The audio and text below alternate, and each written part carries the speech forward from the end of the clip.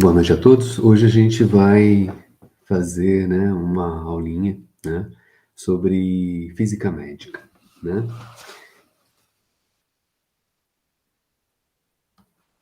Então, o tema da nossa aula de hoje é a física na medicina.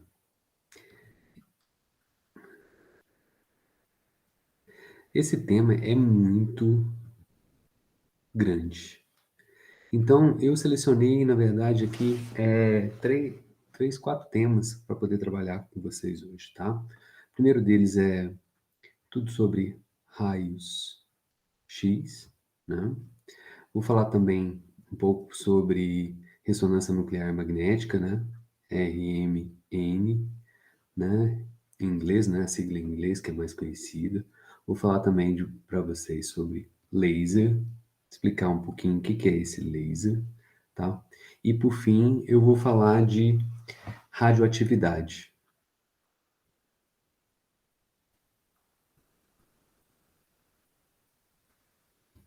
né? Radiofármacos.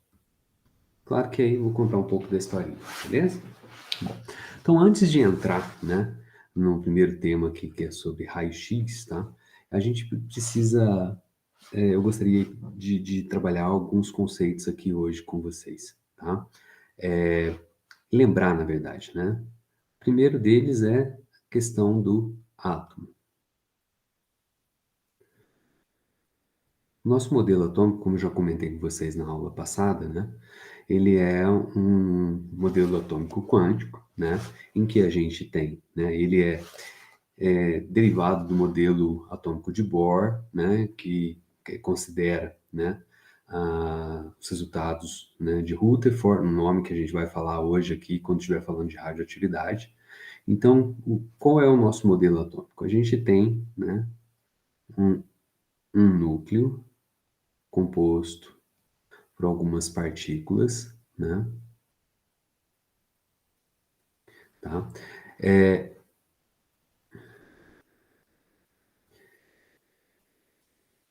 sumiu aqui, não sei por quê, né? Então, eu tenho aqui o meu núcleo.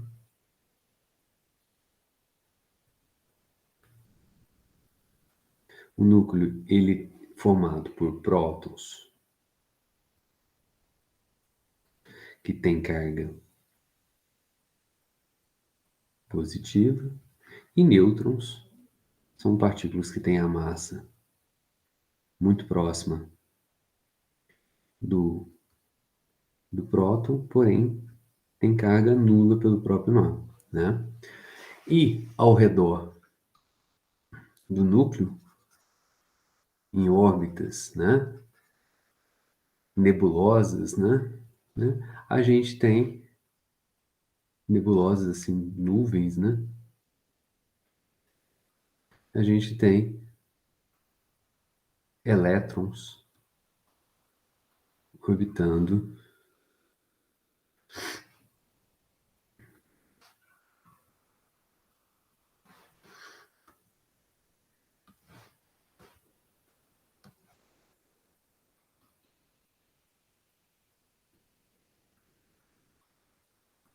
né, com carga, seria a eletrosfera, né, com carga negativa. Quem prende os elétrons ao núcleo é a força de Coulomb, né? Os elétrons estão em movimento aqui, né?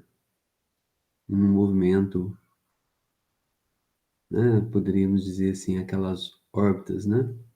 Mas em quântica a gente sabe que essas órbitas não são tão bonitinhas, né? A gente tem, né, o movimento do elétron, na verdade, né, a gente não consegue definir exatamente, né? E a gente define, então, a região do espaço em que a gente pode encontrar esses elétrons, joia? Então, esses elétrons da quântica, eles têm, né, energias definidas, tá? Cada orbital, aquela distribuição de Pauli, né? A gente, então, tem orbitais que a gente, né, ensina lá no ensino médio, né? Que são os orbitais K, L, M, N, né? K, L, M, N e assim vai, né? São os orbitais.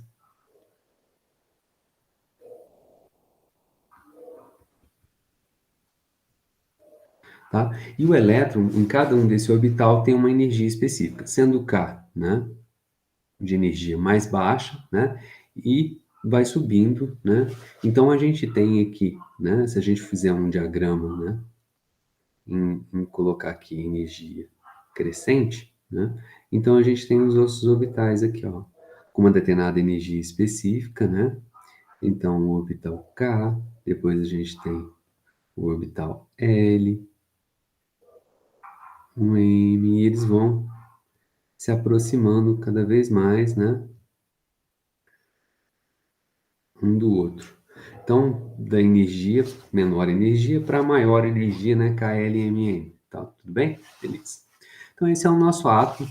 Os elétrons, então, têm energias fixas, né? Em seus orbitais.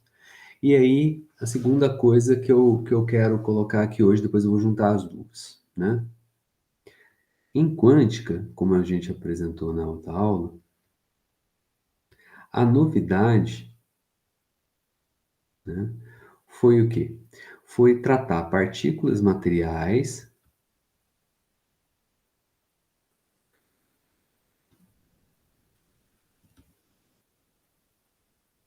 como o elétron, né, como ondas, né? Ou seja, o movimento, a mecânica quântica é isso, é o movimento dessas partículas, né, governado por uma onda, partículas que não têm nada a ver com ondas, né? Então, é o que a gente chama de dualidade, ele tem essa dualidade, onda,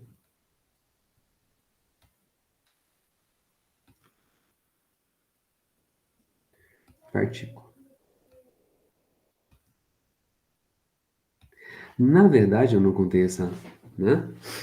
Essa dualidade, ela é algo universal na natureza, né? Partículas materiais podem se comportar como ondas, e o que a gente também descobre quando a gente estuda, né, é que também ondas podem se comportar como partículas, né? Então, essa dualidade leva, né, descoberta dessa dualidade, leva que a gente que ondas, essa é a outra metade da história, né? Ondas também se comportam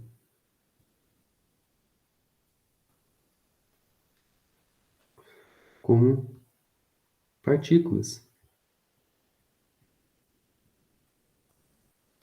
Por exemplo, o que é luz? Luz é uma onda eletromagnética. A história mostra isso pra gente. Na verdade, essa história é bem interessante, né? Newton tem um livro, né, sobre óptica, né? Óptica é o nome do próprio livro, né? Ele pensa, né, a luz, né, como partículas, tá? E como é que ele classificava as diferentes cores, né? Luzes de diferentes cores. Ele pensava que, né, cada cor correspondia a partículas que tinham energias cinéticas diferentes. Tipo assim, a luz azul, ela é composta por partículas que têm uma energia cinética tal. A luz vermelha é composta por um outro tipo de partículas, né, que tem, né, energia cinética menor do que as partículas da luz azul. Né? Então, as partículas que compõem a luz azul, elas têm mais energia cinética do que as partículas que compõem a luz vermelha. Então, ele pensa nisso, tá? Porém, né, fica difícil, né, quando a gente estuda os fenômenos ópticos, né, descrever, né, os fenômenos ópticos, né, considerando a luz como partículas. Por exemplo, né, as leis da óptica de reflexão, refração, dispersão cromática, né? Por que que luz diferente, de cor diferente, portanto de comprimento de onda diferente, né? Na verdade, né? A gente vai chegar à conclusão de que pode ser uma onda, né? Cores diferentes, né? Elas têm velocidades diferentes em meios, né? Materiais, né? Que é o arco-íris, o fenômeno da refração, dispersão cromática. Ah, questão da difração, que é a luz bater no obstáculo e espalhar. Isso aí fica muito difícil da gente explicar se a gente considerar as ondas, né, a luz, como partículas, como Newton pensava. E aí uma série de filósofos naturais, né, contemporâneos a Newton, que vieram também depois dele, né, eles chegaram à conclusão de que, na verdade, a luz era uma onda eletromagnética, era um tipo de onda. Só depois, no fim do século XIX, com os trabalhos do Maxwell, né, que das equações do eletromagnetismo, né, ele tirou lá uma equação de onda, e para uma onda eletromagnética, e quando ele calculou a velocidade de propagação dessa onda eletromagnética, ele descobre que é a mesma velocidade com que se conhecia para a velocidade da luz. E isso acendeu, né, um alerta, né, de que provavelmente será, né, que, né, luz era uma onda eletromagnética. E aí, né, vem um camarada, o Hertz, e prova a existência de que as ondas eletromagnéticas existiam e que a velocidade de propagação delas era realmente igual à velocidade de propagação da luz que se conhecia. E aí tudo converge para se chegar à conclusão definitiva de que a luz era uma onda eletromagnética. Mas exatamente, né, por volta da mesma época, o Einstein, já na virada do século XIX para o início do século XX, bem no comecinho, na verdade, do século XX, né, ele vai tentar explicar um fenômeno que é o efeito fotoelétrico.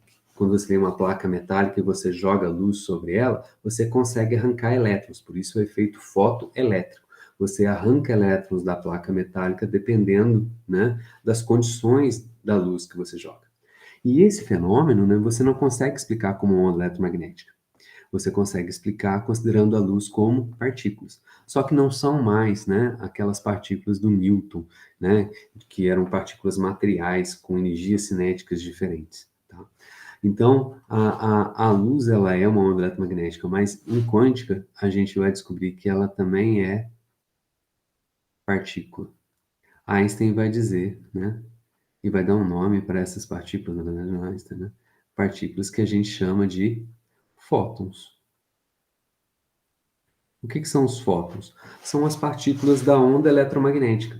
São as partículas associadas à luz, né? Que é uma onda eletromagnética. Tá? E aí, a energia, né, dessas partículas, não é energia cinética mais, né? Na física moderna, a energia, né, da luz e, portanto, desses fótons, ele é dado por uma constante de proporcionalidade, tá? Vezes a frequência da onda. Então, isso aqui é a energia da partícula, dependendo de uma propriedade da onda. Isso aí né? Isso aí é física moderna.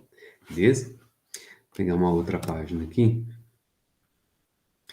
Então, juntando as três coisas para a gente continuar. Como é que interage, né, luz, né, onda eletromagnética ao mesmo tempo que é partícula, fótons, e matéria. Matéria mesmo, né? Como que interage? Então é simples. Na matéria, a gente tem quem? Os elétrons, né? Quem está em volta do átomo, né? Preenchendo praticamente o volume todo do átomo, né? São os elétrons. Então, se você joga, né,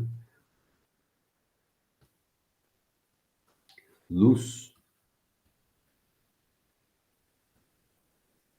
sobre a matéria, sobre o átomo, né? Então a luz vai interagir com quem? Com aquela nuvem de elétrons, primeiro é o que está na frente, vai interagir com aquela nuvem de elétrons que está lá. Só que a nossa luz, o que que ela é? Né? Aqui em física moderna, elas são partículas, são fótons que têm energia. E aí, esse fóton, essa partículazinha, pode topar. Então, quando eu estiver jogando luz sobre o átomo, ela topa, bate, né? Vamos dizer assim, de maneira mais simples, né? Didática, né? Ela topa com aquele elétron, né? E, dependendo da energia do fóton, né? esse elétron ele pode absorver o fóton, pegar aquela energia para ele, né? Ou não, tá? Então, assim que funciona, né? Se, né, a energia do elétron, não é qualquer valor. Ela tem aqui um valor, os valores associados, né, aos orbitais. K, eu vou desenhar só dois aqui, e o L. Então, quando ele está no orbital K, a energia dele é esse valor pequeno aqui, EK. Quando ele está no orbital L, a energia dele é um valor maior, é o chamado EL. Se o elétron está aqui, então, no orbital K, camada K, né? E a gente joga um fóton aqui sobre ele, né? Se a energia do fóton, que é H vezes a frequência, for igual à diferença de energia EL menos EK, for igual à energia do fóton, então o que que acontece? Ele pode absorver a luz, né? E aí o que que acontece? Ele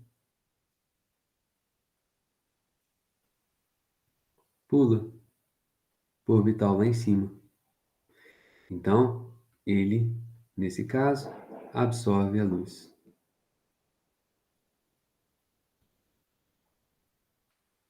Mas tem outros orbitais aqui em cima, Hugo. Verdade. Se a energia do fóton for igual a uma diferença correspondente, né, entre a energia do orbital M menos a do orbital K, ele absorve o fóton, né? Só que em vez dele pular do orbital K para o L, ele vai pular do orbital K para o M. Mas o Gui, se de repente tiver ele lá no L, se a energia do fóton corresponder à diferença de energia entre a energia do orbital M, EM, menos a energia do orbital L, EL, então ele pula agora do L para o M, né? E se a energia do fóton for diferente, né? Se o delta de energia, né, for diferente, o que que acontece? O fóton passa reto pelo material, passa reto. Ou seja, o material ele é o quê? Transparente à luz. Não absorve, né?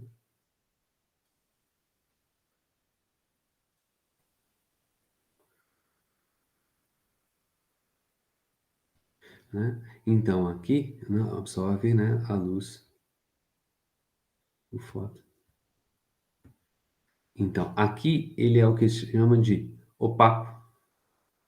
Desculpe, é o contrário, né? Transparente.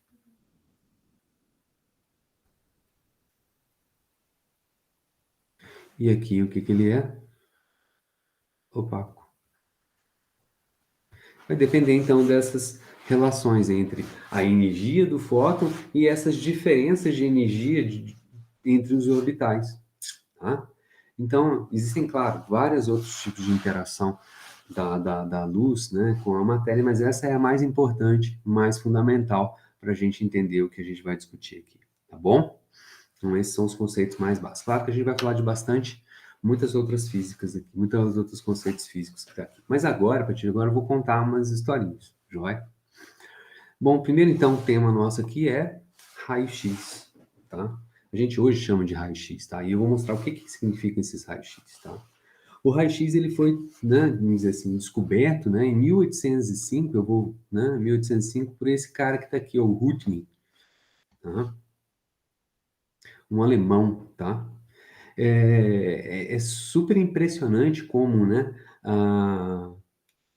assim que ele descobriu, né, os raios-x, né, a quantidade de aplicações que o raio-x ganhou foi muito impressionante e foi muito rápido, né? O próprio Röntgen, né, já vislumbrou quando ele estava, né, trabalhando e descobriu os raios-x, a utilidade médica dos raios-x, tá? Aqui, olha só, né, eu tenho né? Uma fotozinha, essa foto aqui é uma foto da época lá do Röntgen, lá, da mão da esposa dele, tá? Que ele usou lá como cobaia para poder fazer, né? A medida, né? A imagem dos ossos dela, né?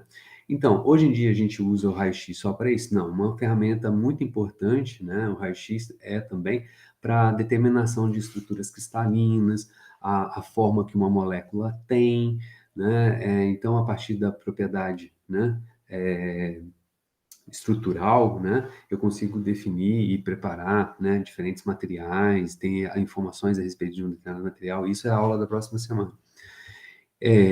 Por exemplo, uma proteína, né? Uma proteína, uma enzima, né? Ele não depende, a funcionalidade dela, da proteína e da enzima, não depende só da cadeia química dela, depende da forma como ela, na verdade, a proteína é uma cadeia, né, orgânica grande, né? E ela acaba se enrolando sobre ela mesma, né?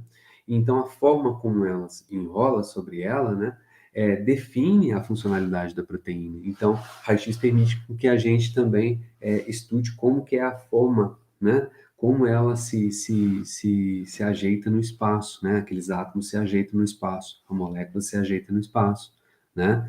Um exemplo clássico de determinação de molécula foi a descoberta e a determinação do DNA por raio-x, né? Foi feita através disso. Então, assim, o raio-x é muito, mas muito utilizado hoje em dia, tá? Como é que o Rudin descobriu o raio-x? O Rudin ele estava trabalhando com uma ferramenta, vamos dizer assim, que era o brinquedinho de todo mundo lá na virada do século XIX para o início do século XX, que eram os tubos de raios catódicos, tá? O J.J. Thomson, né? É importante a gente chamar J.J. Thomson porque tem esse é o pai e tem um filho, o J.P. Thomson, tá? Então, os dois ganharam o Nobel, né? O J.J. Thomson descobriu o elétron, como eu falei nas outras aulas, né? Usando o quê? O tubo de raios catódicos. Eu, daqui a pouco, no próximo slide, eu vou voltar no tubo de raios catódicos, eu vou explicar um pouquinho como é que funciona o tubo de raios catódicos. Então, o Röntgen estava trabalhando lá com os tubos de raios catódicos e ele tinha ali perto do tubo de raios catódicos dele, né, tela, né, uma tela fluorescente, tá? É, que era muito usado também na época, né? Já também vou falar o que significa ser uma fluorescente e fosforescente, tá? E aí, quando ele ligava o tubo de raios catódicos, ele via a tela fluorescer. O que é a tela fluorescer? Fluorescência é emitir luz, né? Fluorescência é uma emissão, assim, rápida. Fosforescência é algo que demora, né? As tomadas, elas são, e as placas de trânsito nas estradas, tal, elas são pintadas com tintas, né? Que tem elementos fosforescentes. O que significa fosforescência? Durante o dia, aqueles átomos vão absorvendo a energia dos fótons da luz do Sol, né? E aí os elétrons vão absorvendo. Se os elétrons estão absorvendo aquela energia, quer dizer então que eles estão pulando dos orbitais menos de menor energia e indo para os orbitais de mais alta energia, né?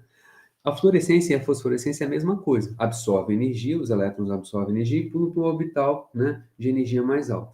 A fluorescência, o elétron que está ali em cima, rapidinho cai para o orbital de mais baixa energia. Quando ele cai para o orbital de mais baixa energia, por conservação de energia, primeira aula que a gente teve, ele tem que devolver essa energia. Então ele emite o quê? Fótons, ele emite luz, então ele brilha.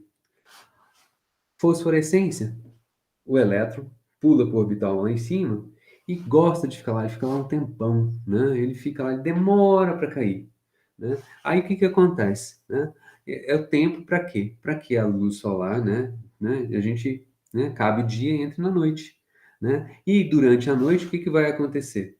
Aquele cara vai ficar brilhando no escuro para você, que é o que a gente gostaria de ter, por exemplo, na tomada. A gente entra no escuro, né? O interruptor, desculpa, não a tomada também, né?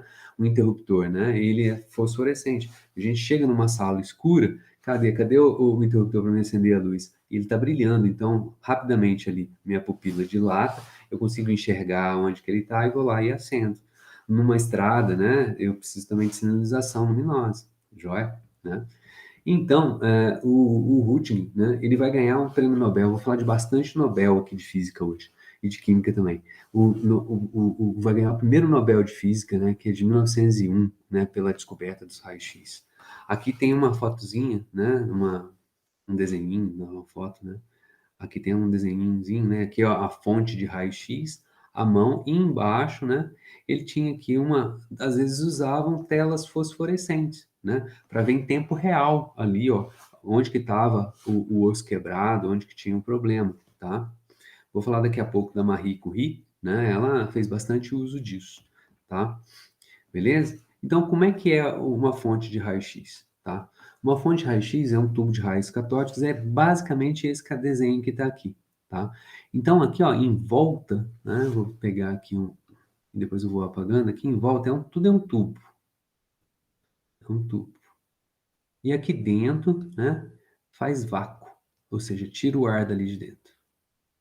Só que ele é feito de tal maneira que ali dentro tem um filamento, olha só, aqui tem uma bateria que vai fazer passar uma corrente elétrica por ele. Um filamento, que nem uma lâmpada incandescente, tá? Então, tá no vácuo, o filamento passa a corrente e ele fica incandescente. E aí, né, dependendo do material que é feito esse filamento aqui, pipoca, pula elétrons para fora no espaço. Ele pula, ele sai de dentro do fio, ele pula para fora. Elétrons pulam para fora ali. É um fenômeno chamado de termoelétrico. Quem vocês acreditam que descobriu esse fenômeno? Isso, do jeito que está aqui, parece muito o quê? Uma lâmpada incandescente. Quem estava trabalhando com lâmpada incandescente? Né? Os inventores, né, da lâmpada incandescente, fim do século XIX, início do século XX. Quem descobriu o efeito termoelétrico foi o Thomas Edison, né, o inventor da lâmpada. Né? Então, o que acontece quando esses elétrons pipocam aqui? Eu coloco uma diferença de potencial elétrico entre o filamento e esse camarada que está aqui em inglês, target, né, que é o meu alvo. Então aqui eu vou colocar uma outra bateria, né? De tal maneira que vai ter então agora uma força arrastando esses elétrons em direção ao alvo. Só que não é qualquer força elétrica, é uma mega força elétrica, né? Na verdade, assim, é uma quilo, né? Porque é milhares de volts, tá? É uma força de milhares, não é uma força, né? É um potencial elétrico de milhares de volts, tá? Então, esses elétrons vão ser acelerados em direção ao alvo e vão chegar lá, por exemplo, né? Um alvo de molibdênio, um valor usual de 35 mil elétron-volts, né? O elétron-volt é uma unidade de energia, né? Muito prática aqui. 30 mil elétron-volts, então significa aqui que a diferença de potencial elétrico aqui é de 35 mil volts. Tá? Então ele chega aqui com muita alta energia. Quando ele chega ali, ele caceta o alvo. Caceta o alvo. A ideia é essa mesmo. É como se fosse um tiro de elétrons, um canhão de elétrons. É um canhão de elétrons. Essa é a palavra técnica que realmente a gente usa. É um canhão de elétrons. E aí esses elétrons que foram jogados contra o alvo, né, no caso aqui um exemplo de molibdênio, né, um metal molibdênio, né, o que acontece? Esses elétrons vão topar com quem? Com os elétrons do molibdênio. E aí, energia cinética, os elétrons do canhão, né, bate, vai transferir energia para os elétrons do alvo. Só que os elétrons do alvo, né, vão acontecer o que com eles? Eles vão pular, claro, se tiver energia suficiente, eles vão pular dos orbitais de mais baixa energia para os mais alta energia. Na cacetada. Então eles pulam para cima, dos orbitais mais altos. Energia. E aí o que acontece? Uma vez que eles estão aqui em cima, né, por exemplo, os elétrons que pularam em um momento, né, pulou lá para o orbital M, eles vão depois relaxar, eles vão devolver essa minha energia emitindo o quê? Um fóton. Né? Um fóton. Como é daqui? Esse é o nome que se deu, tá? Né? Da transição do orbital M para o orbital de mais baixa energia, que é o K, é chamado de K-beta. Tá? E para o camarada que está aqui, né, na L, ele transita para o M, né? Na hora que some a minha bolinha, ele vai emitir outro fóton, né? São fótons diferentes. Esse é o K-alfa, o nome recebeu K-alfa. E aqui está realmente um espectro, tá? Então, a gente tem aqui a K-beta e a K-alfa, tá? eu não contei essa história para vocês, mas aqui está em comprimento de onda. A energia do fóton, ela pode ser h vezes a frequência, ou h é uma constante, chamada constante de Planck, vezes a velocidade da luz, dividido pelo comprimento de onda. Então, quanto menor o comprimento de onda, maior é a energia. Então, a energia maior é a diferença aqui, ó, porque aqui é energia para cima. Então, o delta de energia maior é a da K-beta. Então, K-beta tem energia maior, lambda menor. Então, aqui quem tem menor energia, menor lambda, né, é a K-beta.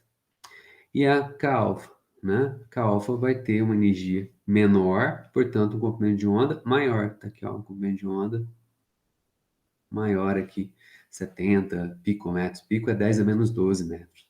Joia? Né? Então, esses fótons que estão sendo devolvidos aqui para mim, essa luz, são, né, os meus raios X. Hum, qual que é, né? Qual que é o comprimento de onda deles? O comprimento de onda do raio X é da ordem de 10 a menos 10 metros. E a energia deles? Ah, dá para calcular. Qual que é a energia desses fótons, né? Do raio-x. FRX. Olha, tem que fazer a continha, ó. HC sobre lambda.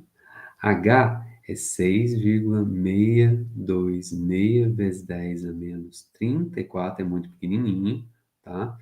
Posso usar ele em joule, isso aqui é em joule, tá? E C, 3 vezes 10 a oitava, só para a gente ter uma ordem de grandeza, tá? E aqui 10 a menos 10, né? Então, 3 vezes 6, 18, então vai dar um 10 aqui, né? Então, isso aqui é a ordem de grandeza, vai dar 10 vezes 10 a menos 34, dá 10 a menos 33, 10 a 8 por 10 a menos 10. Ordem de grandeza. 10 a 8 com 10 é 18. Então, 10 a menos 33 vezes 10 a 18.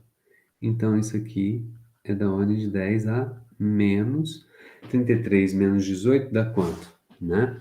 2, 15, né? 10 a menos 15 joule, tá? Da ordem disso. Confere? Confere, certo? Joule. Só que joule é quanto elétron-volt, né? Quantos elétron-volts, né? Um elétron-volt é 1,6 é a carga do elétron, vezes 10 a menos 19, coulombs, que é a carga do elétron, volt. Só que coulomb vezes volt, unidade é o quê? Joule. Joule. Então, olha só, 1 elétron-volt é igual a 10 a menos 19 joule. Então, quanto que é a energia em elétron-volts, isso é importante, né, do raio-x? Quanto que é a energia dele? Então, tem que dividir aqui por 10 a menos 19. 10 a menos 19, 10 a menos 15 vezes 10 a 19, dá 10 a quarta, né? Ordem de grandeza. Preciso colocar aqui, né? 10 a quarta elétron-volts. Ou se a gente pode pensar aqui, ó, né? Isso aqui, ó, é 10.000 elétron-volts. Isso aqui é super importante para a gente. Então, a energia desses fótons de raio-x é da ordem de 10.000 elétron-volts. Isso é muito, isso é pouco? Né? Isso é muito ou isso é pouco? Vamos ter uma. Desculpa, eu quero voltar aqui em cima. Quanto que é a energia? Quanto de energia eu preciso para, por exemplo, arrancar um elétron do átomo de hidrogênio? O átomo de hidrogênio é o mais simples, né? Pergunta: quanto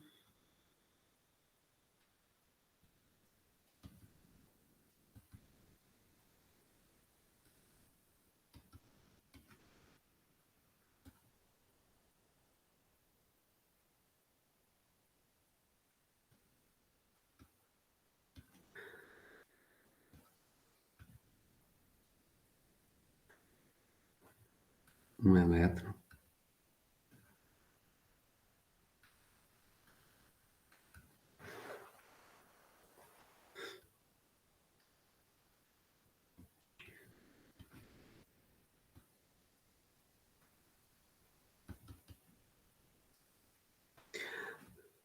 A energia de ligação, né, no hidrogênio, ele é menos 13,6, né, elétron-volts sobre N ao quadrado. N é igual a 1, se o orbital é o K, né, que é o mais baixo. N igual a 2, se o orbital é o L, e assim sucessivamente. Vamos pensar que ele está no orbital K, então é 1. Então, a energia para arrancar o elétron do orbital K, né, do átomo de hidrogênio, é menos 3,6 sobre 1 ao quadrado 1. Então, a energia que eu preciso é, respondendo,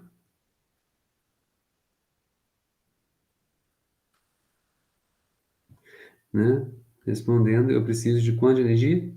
13,6 elétron-volts.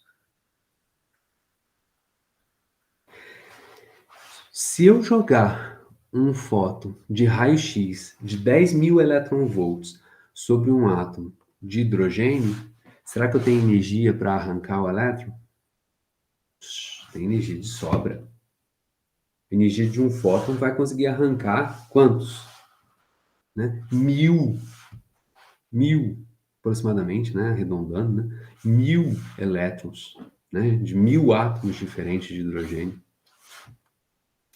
Ou seja, né? A energia, né, é muito grande.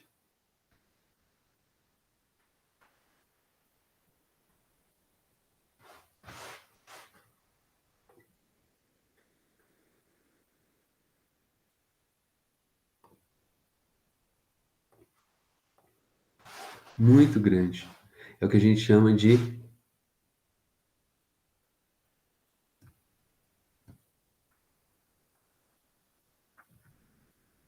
Quando eu digo muito grande, é relativamente. Ou seja, ela é uma energia, os fótons são... A luz é, né? E...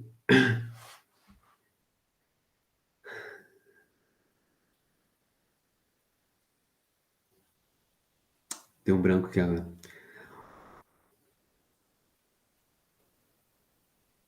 Ionizante.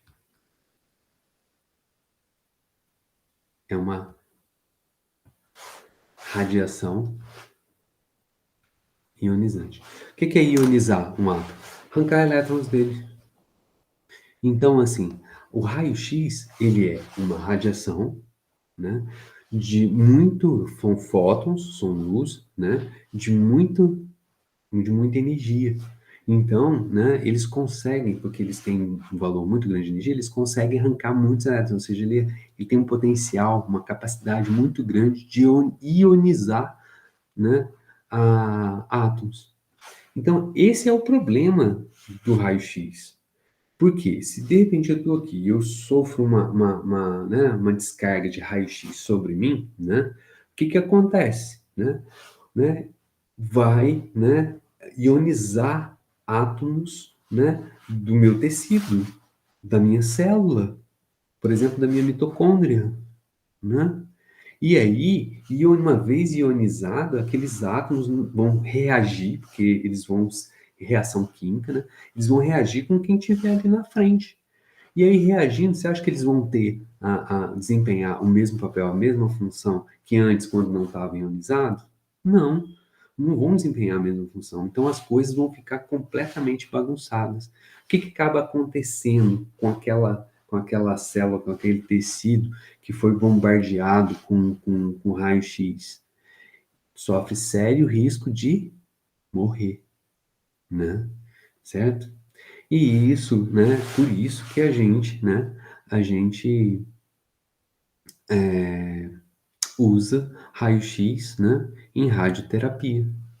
Aqui tem um equipamento, né, que é claro, moderno, que é uma fonte de raio-x de alta intensidade, ou seja, ele emite, né, uma quantidade muito grande de fótons de raio-x. E cada um desses fótons tem energia muito grande, como a gente viu. E aí, o que que a gente faz? Né? No caso, radioterapia é para tratar o quê? Né? Câncer, né? Você quer matar o tumor, você quer matar aquelas células, né?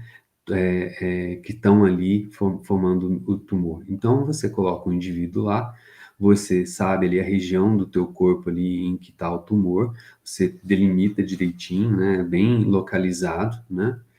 E aí, dá uma descarga muito grande de raio-x. Para quê?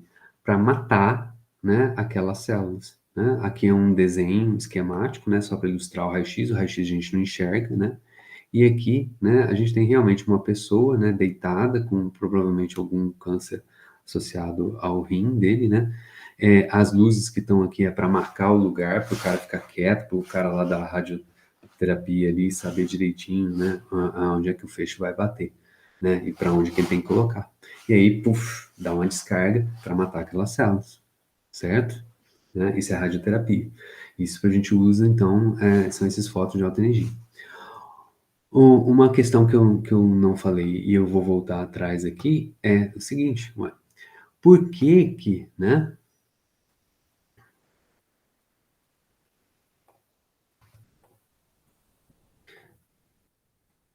Por que que os ossos, né, numa chapa fotográfica, quando eu ilumino, né, com iluminar, porque raio-x é luz, é uma onda eletromagnética que tem um comprimento de onda pequenininho, os fótons têm, perto da luz visível, uma energia muito grande, né? Por que que os ossos, né, são opacos, né? E o tecido mole, né, a carne, as veias, né, todo o tecido mole, né, as peles e tal, não aparece no raio-x. Não aparece por quê? Porque ele é transparente, né? Porque os ossos, eles têm maior densidade, tem uma quantidade maior de átomos lá, né? Eles são, o osso é pesado, tem, claro, minerais e tal, tudo mais. O tecido mole também tem, mas tem numa quantidade muito menor, né? No tecido mole tem uma proporção gigantesca de água, no tecido, né, denso, como o ósseo, né? Tem uma quantidade bem menor de água. Então ali tem elementos e uma estrutura, né, que permite que tenha uma alta densidade, né? Tem muito mais ali, é mais pesado, né? Tal. Então, o que que acontece? Como ele tem mais pesado, ele tem mais átomos ali. Então, quando você joga, né, o raio-x, os fótons sobre, né, a estrutura óssea, né, ele fica mais opaco. Por quê? Porque tem mais átomos. Se tem mais átomos, tem mais elétrons. Para quê? Para absorver. Então, né, quando eu coloco eu com a chapa fotográfica aqui do meu lado, ilumino, jogo o raio-x, né? O osso não deixa o raio-x passar, não queima a minha chapa fotográfica. Vamos falar igual antigamente, né? Hoje em dia é tudo eletrônico, né? Mas antigamente você tinha uma emulsão, um filme mesmo, né? Que nem filme de tirar, né, das máquinas de tirar foto, né? Então, onde pega a luz, né? Queima, né?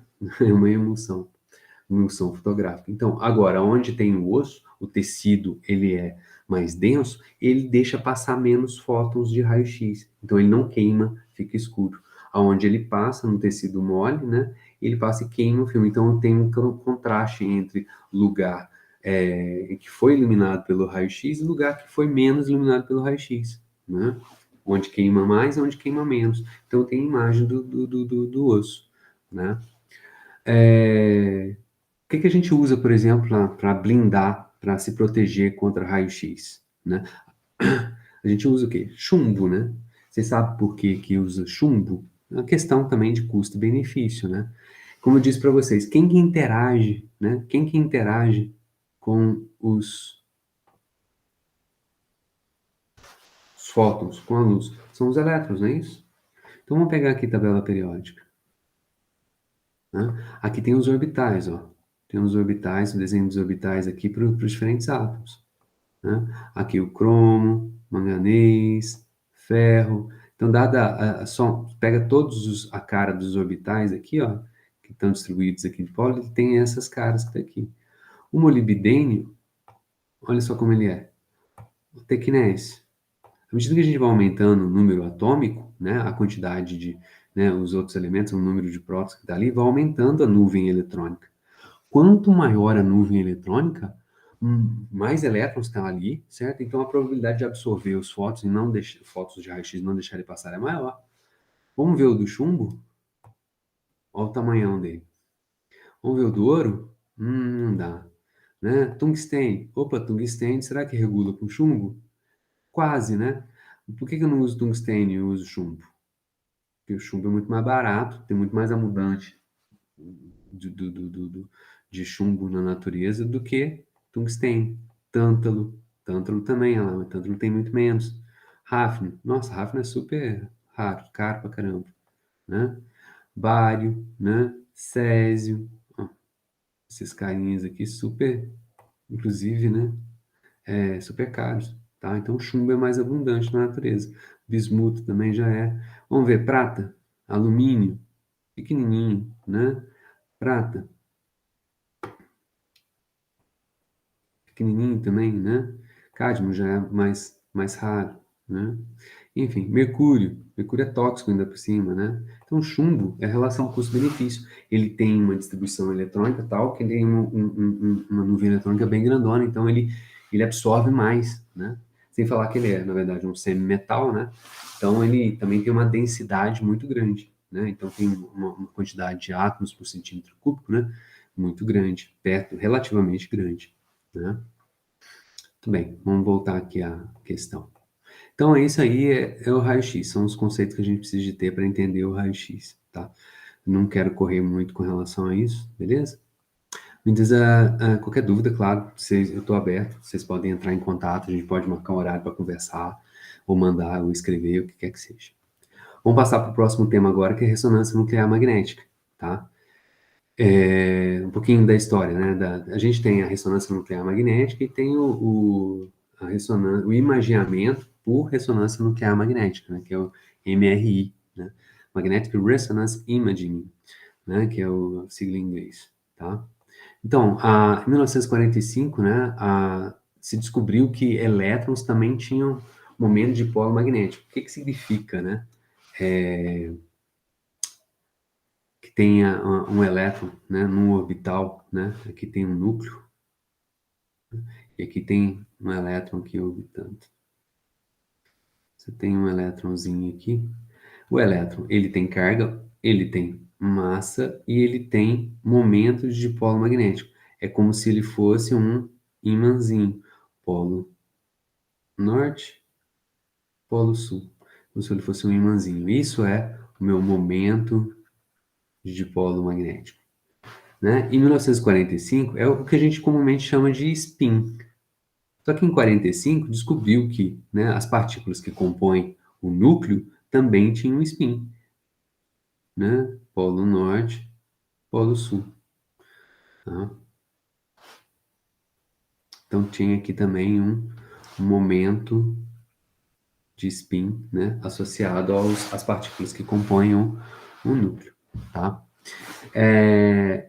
Então é como se ele fosse um ímãzinho. Isso aqui é o processo natural, assim, típico de como funcionar um motorzinho de um carrinho a pilha, tá?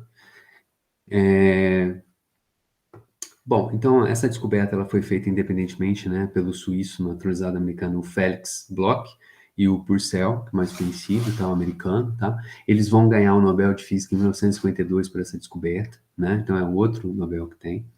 Em 66, né, um suíço, o Ernst, né, ele aplica, na verdade, vamos explicar isso, né, radiofrequência, ondas eletromagnéticas, né, e ele consegue ver, né, que existia ressonância, o material, dependendo da frequência dessas ondas de rádio, né, que é uma onda eletromagnética, são também, em alguns casos, tratados como partícula, né, havia ressonância.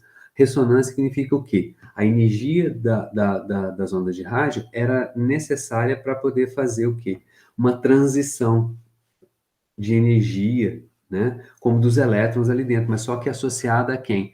Ao núcleo. E associada ao que do núcleo? Ao momento de polo magnético dele, ao spin das partículas que compõem o núcleo, tá?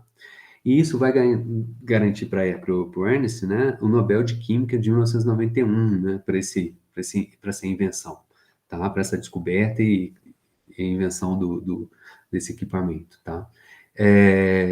Em 73 só, né, ele descobriu em 66, em 73 é que foi utilizada essa técnica para poder fazer a imagem, tá? Então, o que eu quero contar aqui para vocês, tá? Que, vou puxar para cá, né? Quando a gente tem um ímãzinho, tá? Na presença, né? Vou colocar aqui, ó, uma região do espaço em que tem um campo magnético. Então, aqui tudo eu tenho um campo magnético, né? Se eu coloco aqui um camarada aqui, um ímãzinho, né? Paralelo, ele tem uma energia. Se ele está antiparalelo, ele tem uma outra energia. Então, quando ele está paralelo, é a condição de mais baixa energia. Então, aqui, gráfico agora de energia.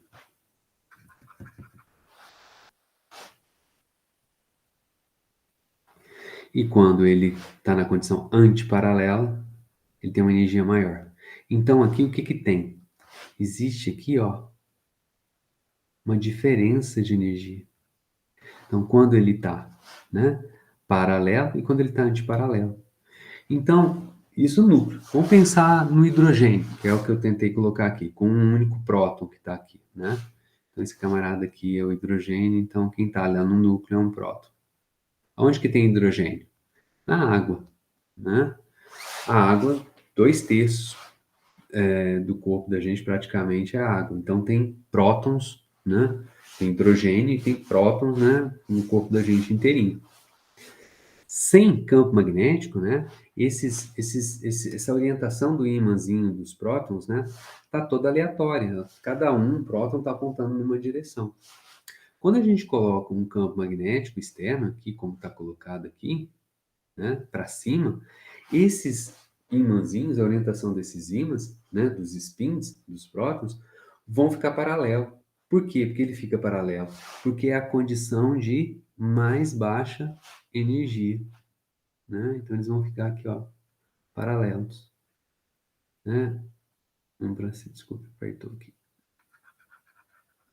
Então aqui quando eles estão paralelos. E aí o que que acontece? Para ele ficar antiparalelo, ele tem que ganhar energia. Mas que energia que ele tem que ganhar para o spin dele inverter, para ficar antiparalelo?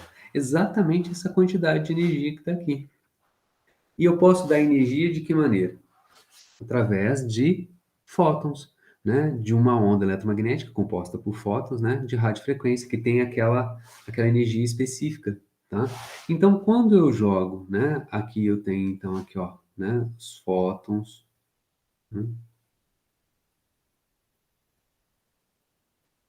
né, quando eu jogo os fótons, né, com a energia certinho igual a, né, a energia dos fótons, igual àquela energia ΔE ali,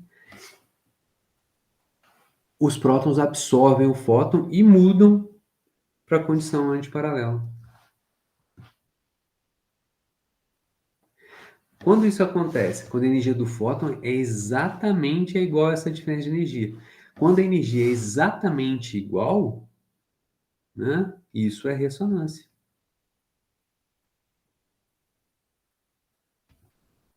Por que chama magnética? Porque nós estamos falando de campos magnéticos. Por que é nuclear? Porque nós estamos falando de momentos de polo magnético, ou seja, os spins de quem? Os prótons que estão aonde? No núcleo do átomo. Né? Por isso que é ressonância nuclear magnética. Então, né, se a gente tem, né, a mesma coisa, olha só, se ele absorve, se a energia do fóton ela é certinha, está lá na ressonância, os prótons absorvem. Ou seja, os prótons, né, vão fazer com que a luz não passe, ou seja, vai ficar opaco. E aonde que tem prótons? No hidrogênio. Hidrogênio tem onde? Na água. Que tem aonde? No tecido mole. Então, o tecido mole, diferente do raio-x, vai ficar opaco. Enquanto que o osso não tem água, né? Vai ficar o quê? Transparente. É o inverso. Então, no raio-x, eu conseguia ver direitinho quem? O material denso, né? O osso, que absorvia o fóton do raio-x. Agora, aqui, né? O que que eu tenho? Uma condição tal que quem vai absorver e vai ficar opaco, né? Igualzinho era no raio-x lá, o tecido mole. Olha que sacada dos caras, né? Então agora é o contrário. Agora eu vou fazer o quê? Eu vou enxergar o tecido mole. No raio-x eu enxergava quem? O osso, o tecido, né? Mais denso, né? Material denso. E assim funciona o RMN, né? Claro que é muito simplificado, né? O equipamento em si é muito complexo, né? Você tem, na verdade, vários campos magnéticos, tá? Né? Aqui tem o campo magnético B, esse B que eu coloquei aqui é o grandão, né? Esse B que eu coloquei aqui, tá aqui. Ele é dado por essa bobina maior aqui que está em volta, ó, esse C grandão aqui, mas você tem uma série de outras bobinas que colocam campos magnéticos em diferentes direções, tá? Não só ao longo do eixo, né, que você está deitado, tá? E aqui você tem vários detetores, né, que vão detectar se a radiofrequência que você está jogando, ou seja, os fótons, estão sendo ou não estão sendo absorvidos. E aí o que que acontece? Tem um programa, claro, tem um programa de computador hoje em dia, né, super complicado, que a partir desses sinais que é detectado, absorvido ou não absorvido, né, dessas diferentes imagens, ele monta a imagem para você. Então, hoje em dia, a gente tem uma imagem tridimensional, porque com esses campos em diferentes posições, com esses detectores e com esses programas, né, de computadores, né, são programas, né, de computador, você consegue não só ter imagens planas, né, mas a imagem ela é tridimensional. Fantástico isso, né? Tecnologia, tudo, né? Viva a ciência, tá? Então é muito simples, mas o princípio básico é exatamente esse: é a absorção de fótons, de radiação, né?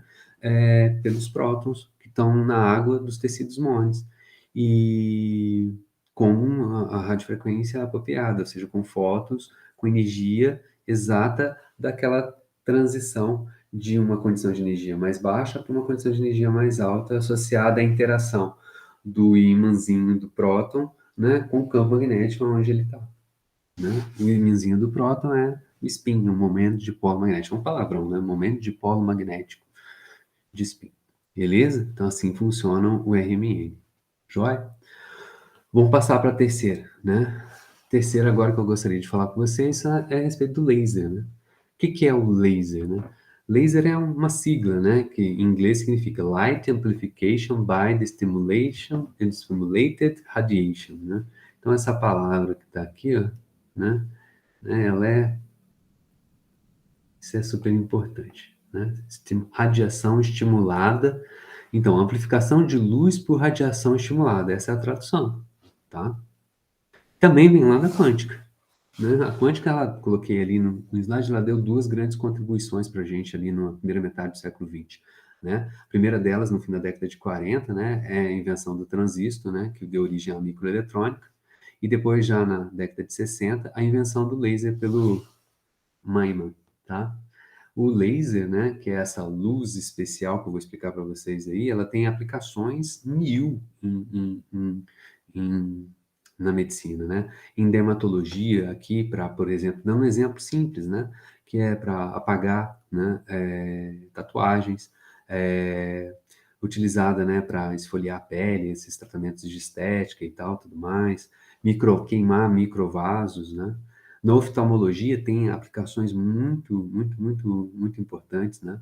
É, como um bisturi, e pelo fato de ser luz, né? O olho é um instrumento óptico, então a luz passa através dele, né? Então a gente pode usar o laser para poder operar lá dentro do olho, né?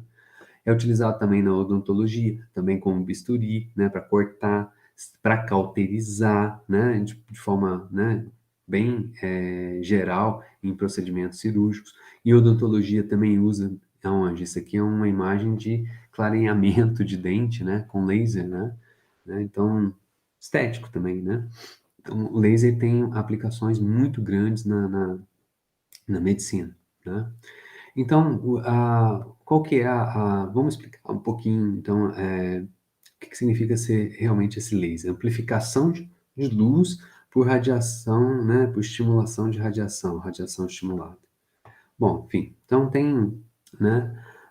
Como eu disse para vocês, a palavra-chave para a gente entender o laser é a emissão estimulada, né? E essa ideia foi introduzida por quem? Pelo Einstein, em 1917, tá? Mas o laser mesmo foi inventado em 1960, joia? Então vamos pensar aqui, né, a forma como, né, eu tenho um átomo, né, e ele tem dois níveis, né? Só tem aqui uma energia um e uma energia 2. Você tem um elétron ali numa energia um. E aí é a mesma coisa, vamos desenhar, tem um fóton, né? Um fóton. Se esse fóton tem energia certinha, E2 menos E1, então o que que acontece, né? Se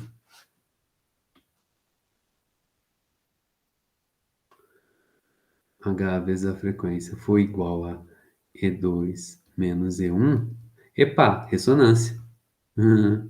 É isso aí, a ressonância.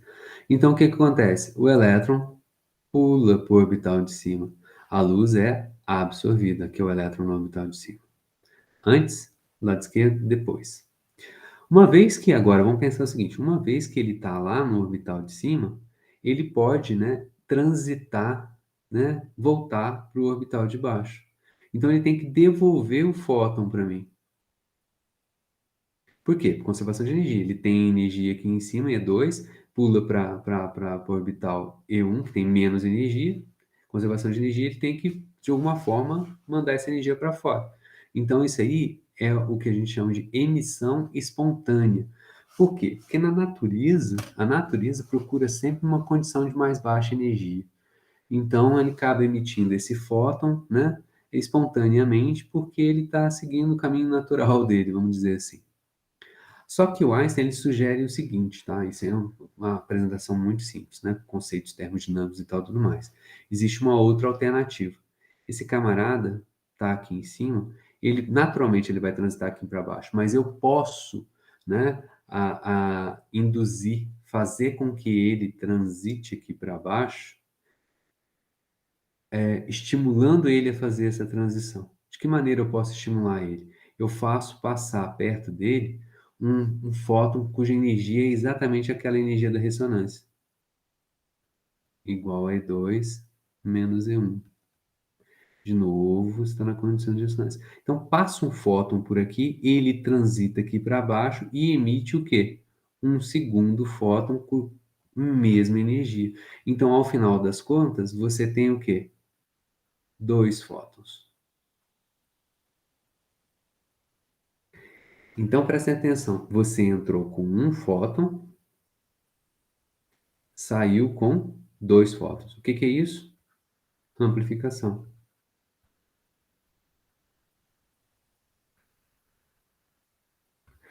De quem? De luz. Fótons são luz, né? E qual que é o processo que você usou para amplificar a luz? A emissão estimulada, tá? Isso é um laser. Qual é a característica desses fótons? Esses fótons, eles têm, todos eles o quê? A mesma energia, tá? Então, todos os fótons têm a mesma energia certinho. Então, lembra que a característica do fóton é que a energia dele está associada à frequência. Se todos têm a mesma energia, então todos eles têm a mesma frequência. Mesma frequência quer dizer o quê? Mesma energia.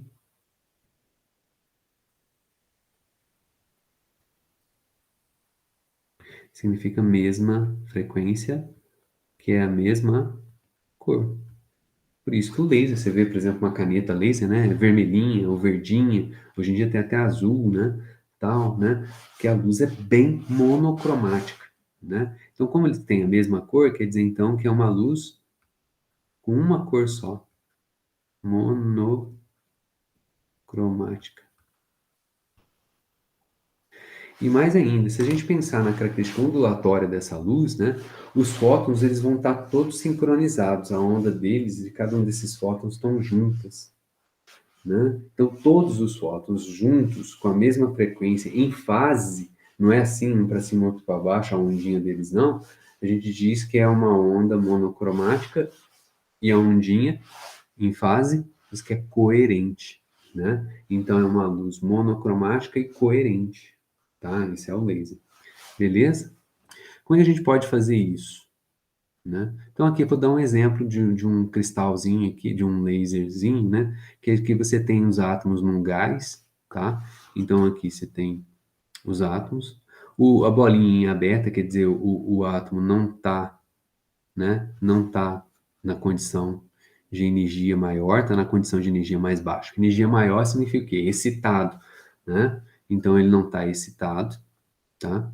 E aí o pretinho, né? Energia o quê? Fundamental, mais baixa. E ele pretinho, o átomo pretinho, ele excitado. Energia mais alta. Está no estado excitado, está no estado fundamental.